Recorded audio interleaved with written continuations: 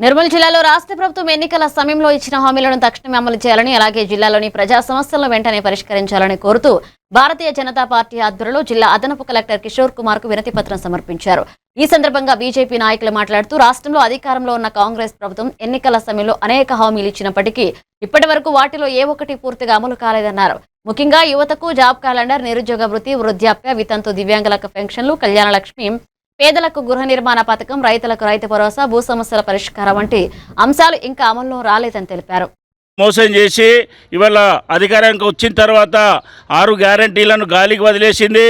420 హామీలను ఇవాళ తుంగలో తొక్కి ప్రజలను అనేక రంగాలలో ఇలా నట్టేట ముచ్చడం జరుగుతూ ఉన్నది.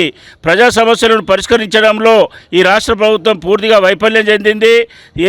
ఏ రోజైతే అధికారంకి వచ్చిన తర్వాత ప్రజలను ఇలా డబుల్ బెడ్రూమ్లు ఇస్తామని చెప్పేసి ఉన్న ఇళ్లను కూల్చివేయడం జరుగుతూ ఉన్నది. అటువంటి రాష్ట్ర ప్రభుత్వం ఏ ఒక్క రోజు కూడా గిట్టుబాటు ధరలు కల్పించడం లేదు.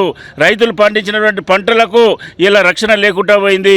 రాష్ట్రంలో కాంగ్రెస్ పార్టీ మోసపూరిత వాగ్దానాలను ఎండగట్టి ఇవాళ రేవంత్ రెడ్డి సర్కార్ని కూలదోసే విధంగా ప్రజలు ఒక పెద్ద ఎత్తున ఉద్యమంలో తయారు కావాలని చెప్పి భారతీయ జనతా పార్టీ పిలుపునిస్తూ ఉన్నది.